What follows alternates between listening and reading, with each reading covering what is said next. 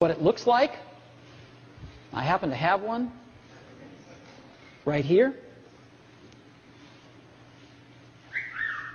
That's what it looks like. Very thin.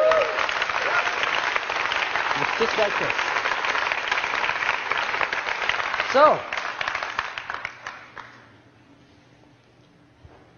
just give you a little overview. It's very thin. And you can change the background screen, the home screen, to personalize it any way you want. People put their own photos on it, I'm sure, but we ship a few, and you can make it anything you want. And what this device does is extraordinary. You can browse the web with it. It is the best browsing experience you've ever had. It's phenomenal to see a whole web page right in front of you, and you can manipulate with your fingers. It's unbelievably great. Way better than a laptop. Way better than a smartphone. And you can turn iPad any way you want. Up, down, sideways. It automatically adjusts however you want to use it. And again, to see the whole web page is phenomenal. Right there, holding the internet in your hands. It's an incredible experience.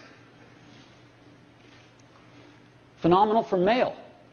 You want to focus in on a message? You can do that. See your inbox. Again, just turn iPad sideways. Get a different view on your mail.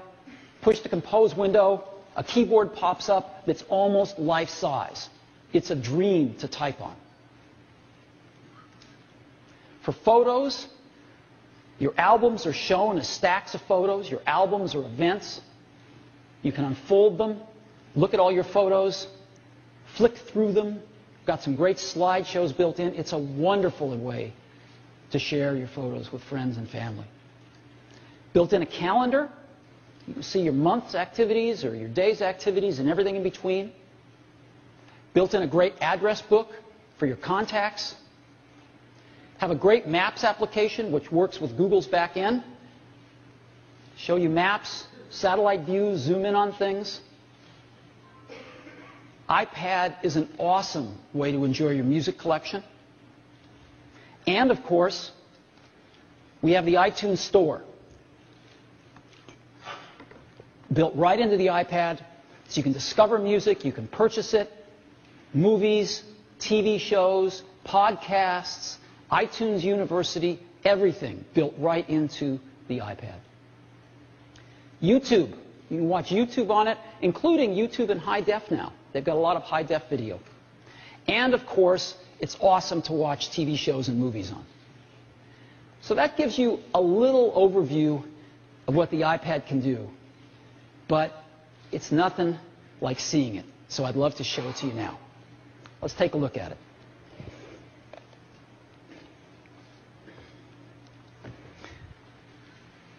Again, using this thing is remarkable. It's so much more intimate than a laptop, and it's so much more capable than a smartphone with this gorgeous large display. So, let's get back to iPhone. In 2007, iPhone reinvented what we think of as a phone. It's hard to remember what it was like before iPhone. Carriers controlled what was on the phone. There were a few apps, but nothing like we think about apps today. There was no free market for apps. There was no app store.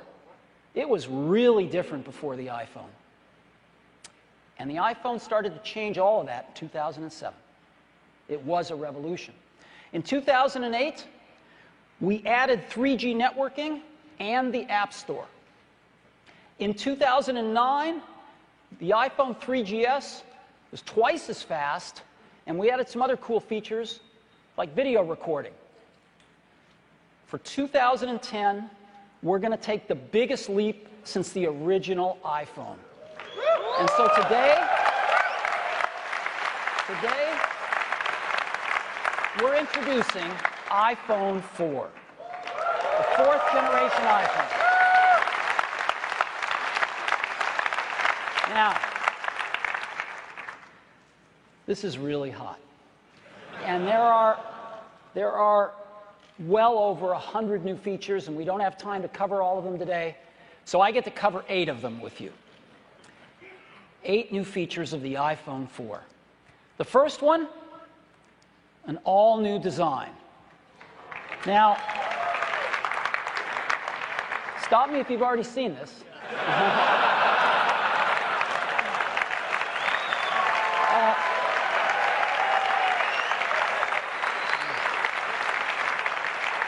Believe me, you ain't seen it. You've got to see this thing in person. It is one of the most beautiful designs you've ever seen. This is, beyond a doubt, the most precise thing, one of the most beautiful things we've ever made. Glass on the front and the rear, and stainless steel running around, and the precision of which this is made is beyond any consumer product we've ever seen. Its closest kin is like a beautiful old Leica camera. It's unheard of in consumer products today. Just gorgeous. And it's really thin. This is the new iPhone 4. Now,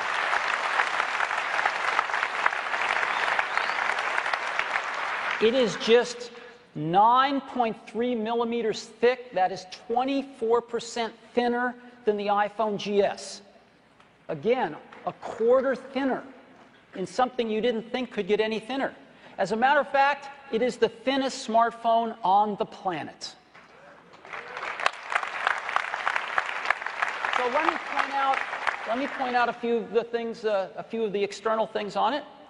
Here are the volume controls: volume up, volume down, and mute. On the front, we have a front-facing camera. We have the receiver. We have the home button. We have the micro SIM tray. We have a camera and an LED flash on the back. If we look at the bottom, we've got the microphone, the 30-pin connector, and the speaker. And if we look on the top, we've got the headset jack. We've got a second mic for noise cancellation, and the sleep-wake button.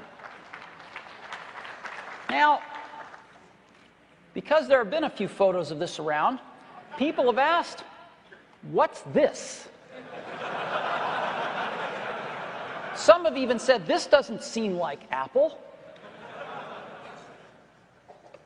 What are these lines in this beautiful stainless steel band? Well, it turns out there's not just one of them, there's 3 of them.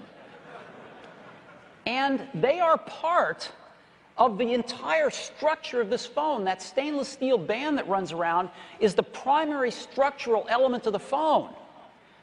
And there are these 3 slits in it. It turns out this is part of some brilliant engineering, which actually uses the stainless steel band as part of the antenna system.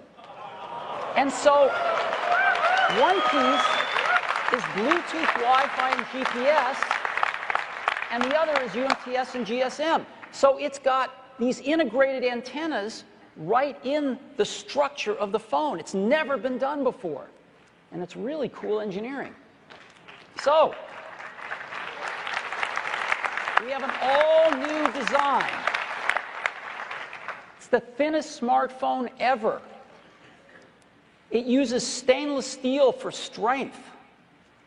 It uses glass on the front and the back for optical quality and scratch resistance. It's got integrated antennas and extraordinary build quality. Again, I don't think there's another consumer product like this. When you hold this in your hands, it's unbelievable. So this is our all-new design for the iPhone 4. That's the first one.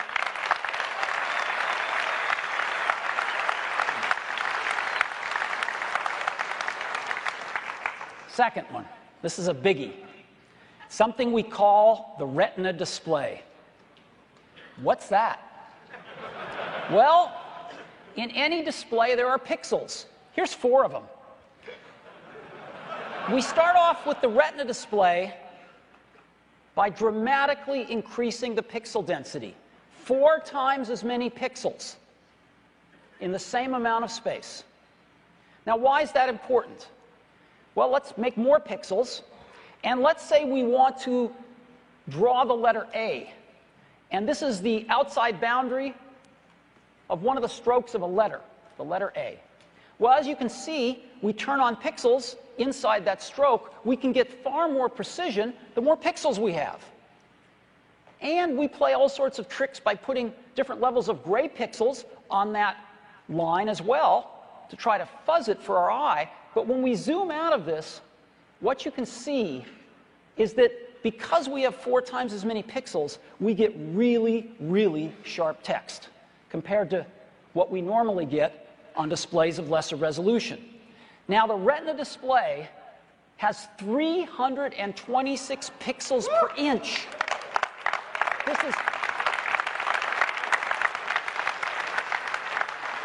There's never been a display like this on a phone. People haven't even dreamed about a display like this on a phone. But it's more than that.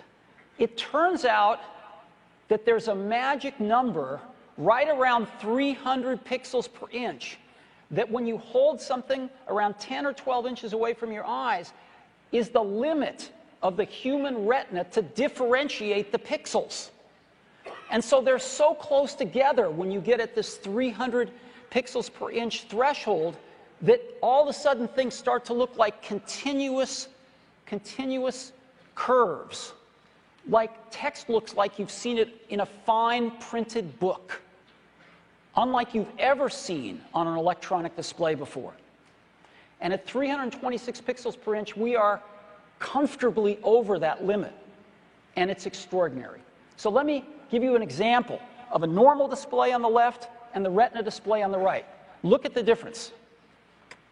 Can you see it? Here's some more text of different sizes and different weights, and you can really, really see this stuff. Once you use a Retina display, you can't go back. When you get to character-based languages, kanji in this case, it's also striking. And it's not just text. It's images and video as well. Look at the difference. This is the same image on a normal display and a Retina display. Here's another one. Pretty amazing, isn't it? So what I'd like to do now is show this to you live.